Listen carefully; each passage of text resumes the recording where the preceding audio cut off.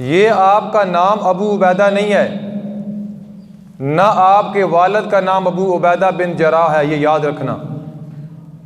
अबू उबैदा आपकी कुनियत है और जराह आपके दादा जान का नाम है।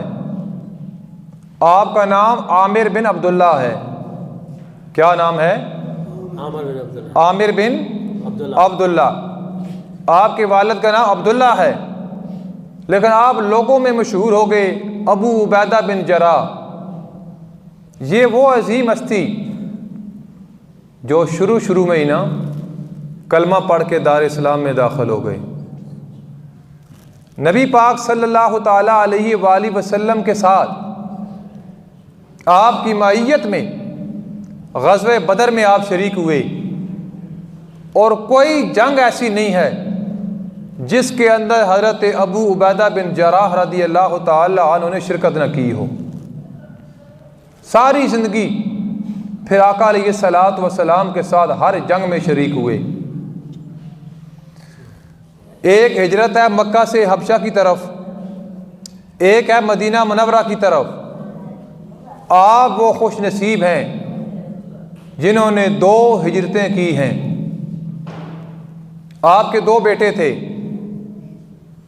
आपका कद मुबारक लंबा था और ज़हरन आपका जिस्म बड़ा कमज़ोर, बड़ा पतला सा जिस्म था, और आपका चेहरा मुबारक बड़ा नूरानी था।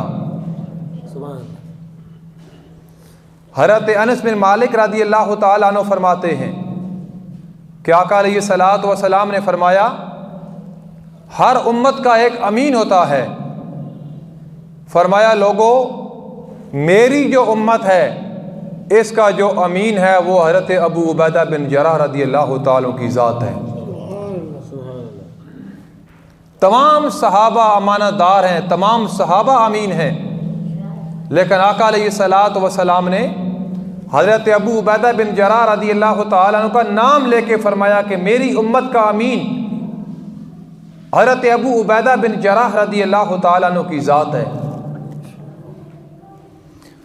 मुसलमानों ने रूमियों के किले का मुहासरा किया हुआ था। कई दिन गुजर गए और रूमियों ने कोशिश की बाहर निकल के जंग करने की, वो कामयाब ना हो सके। अब सिवाय सुलह के और कोई हल नहीं था, तो रूमियों ने पैगाम भेजा मुसलमानों के सिपह सलार के पास कि हम अपना कासिद भेजना चाहते हैं।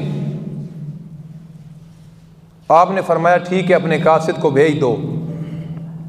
अब रूमियों ने कोशिश ये की कि इस तरह लिबास पहन के जाओ, अपनी शक्ल और सूरत इस तरह बना के जाओ कि मुसलमानों का जो सिपह सलार है वो आपको देख के मुतासर हो जाए।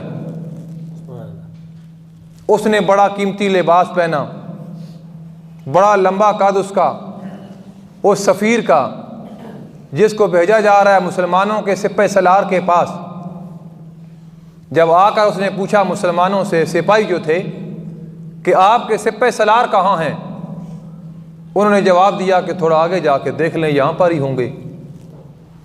जब वो सफ़ीर थोड़ा आगे गया, उसने जाके देखा कि ज़मीन पर एक शख्स बैठा हुआ है, दराज कद है और जिस्म ज़ाहिरन बड़ा कमज़ोर है, और तीरों को उलट पुलट आप करके जंगी हथियारों का आप मुआयना कर रहे हैं। तो आपसे सवाल करता है कि आप मुसलमानों के सिपह सलार हो? आपने फरमाया, हाँ, मैं मुसलमानों का सिपह सलार हूँ।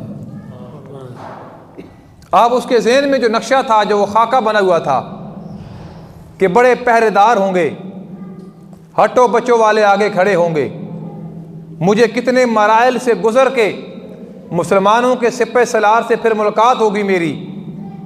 जब उसने देखा कि ज़मीन पर बैठे हैं, तो आपसे सवाल करता है कि आप किसी कालीन पे बैठ जाते, किसी चीज़ को तकिया बना लेते। तो आपने फरमाया, ये ज़मीन अल्लाह की है, इस पर हम चलते भी हैं, इसके ऊपर हम बैठ के खाना भी खा लेते हैं, जब हमने आराम करना हो तो हम इसके ऊपर लेट जाते हैं, हम आराम भी कर लेते हैं। अगर मुझे कालीन मुयस्सर भी आ जाए तो किस तरह मैं कालीन के ऊपर बैठ सकता हूँ कि मैं कालीन पे बैठ जाऊँ और मेरे जो बाकी भाई हैं वो ज़मीन पे बैठे हों? ये किस तरह हो सकता है? तो वो शख्स जो मुसलमानों के सिपे सलार को मुतासर करने के लिए आया था, जब आपकी हालत को देखा, आपकी कैफियत को देखा, तो आपकी हालत को देखे वो खुद आपसे मुतासर हो गया। तो दुनिया आपको हज़रत अबू उबैदा बिन जराह रदी अल्लाह तआला अन्हु के नाम से जानती है।